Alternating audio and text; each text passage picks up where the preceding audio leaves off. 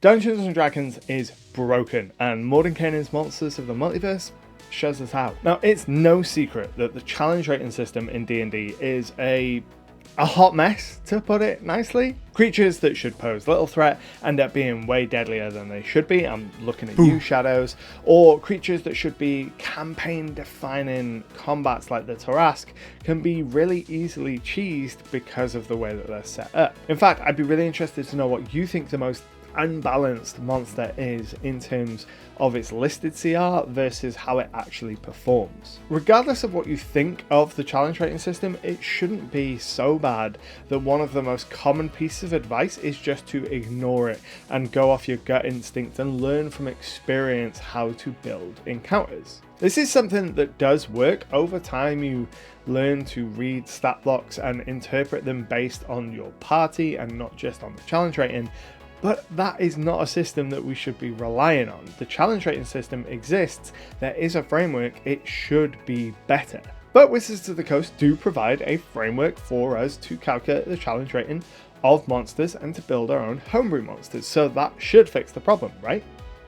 Right? Well, obviously, no surprise to anyone, it doesn't. The method that's provided in the DMG for calculating challenge rating isn't even the same one that Wizards of the Coast use to make their monsters. They have an entirely separate internal system that they use for making their monsters. And this is where I think the problem comes from. There's such an inconsistency in challenge rating between monsters, even within Wizards' own published material, that it makes the system pretty worthless. At least if everything were calculated using the same setup and evenly, they might not be balanced, they might all be broken, but they'd be broken uniformly, and that in of itself is a kind of balance that you can work with. So when this book, Monsters of the Multiverse, was announced, I was really hopeful. A lot of talk happened in the press leading up to its release about how Wizards were going in and they were going to fix and address some of the stat blocks in these monsters to bring them more into balance, to bring them more up to date. And I was really hoping we were going to see a pretty radical change in the stat blocks to give us balanced monsters. So you can imagine my excitement when I got the box that's got Monsters of the Multiverse, Tasha's Cauldron and Xanathars, and I cracked it open, pulled out Monsters of the Multiverse, flipped open to a random page, and the very first monster that I looked at is still not balanced to itself. The very first monster I looked at is the Amnesu Devil. Now this is one that I have access to in Mordenkainen's Tome of Foes, so I cracked that open and I went through the process of calculating the CR of both of these creatures, both iterations of them, using the guidelines set out in the DMG. And needless to say, I was aghast to learn that neither of these have the correct CR when you use Wizards' own given system for calculating challenge rating. The Amnesu is listed as a CR 18 creature, a high level threat, the kind of thing you'd expect your players to be fighting against in the late stages of a campaign. But using the system in the DMG to calculate the challenge rating, the Tome of Foes version was coming out at CR 17, and the Monsters of the Multiverse version comes out at CR 15.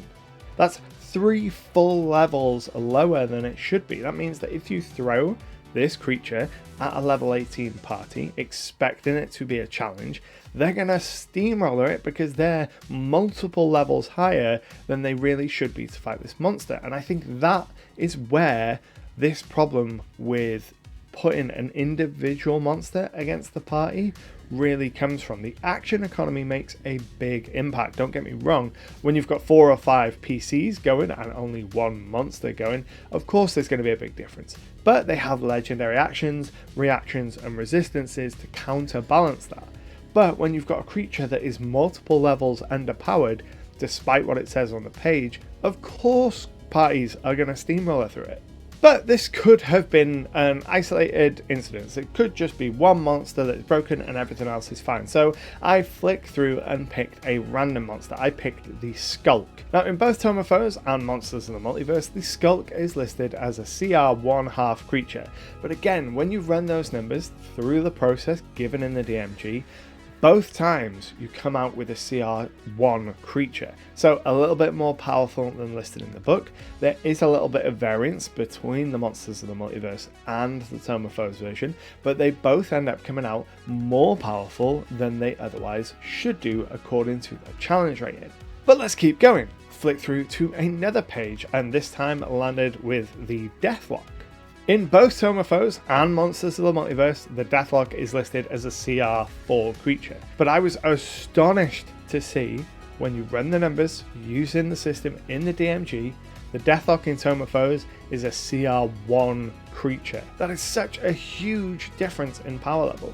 And when you run the numbers through Monsters of the Multiverse, it comes out between CR2 and 3, so it's much better, but it's still not the CR4 that it's listed as in the book.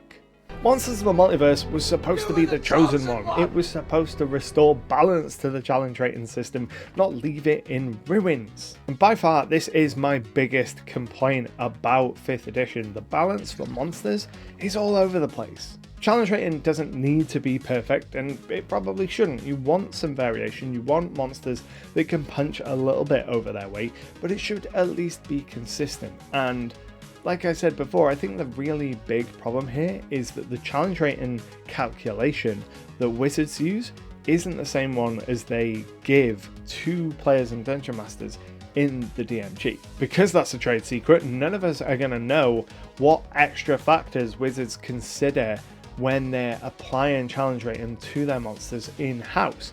But I can't see what they would be adding on top of the system already provided in the DMG that would result in things having multiple levels of difference when you compare them side by side.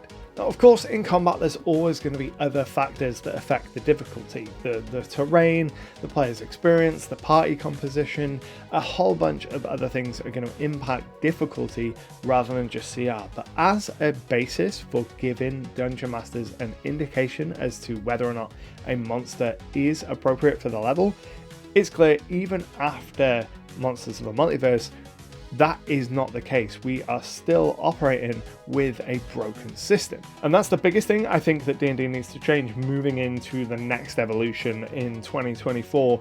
They really need to nail down the challenge rating system and make it consistent across the board. But if you want monsters that are always consistent, check out SIDEQUEST magazine. Every month you're going to get access to a bunch of player and GM focused content, including monsters that are always made to be consistent with one another. So you can know that if you throw a monster at your players from one issue or from the next, they're at least going to be consistent with each other. And you're going to get a whole host of other goodies when you sign up on our Patreon, linked in the description below. And don't forget to tell me in the comments below what you think the most unbalanced monster is. But until next time, happy gaming.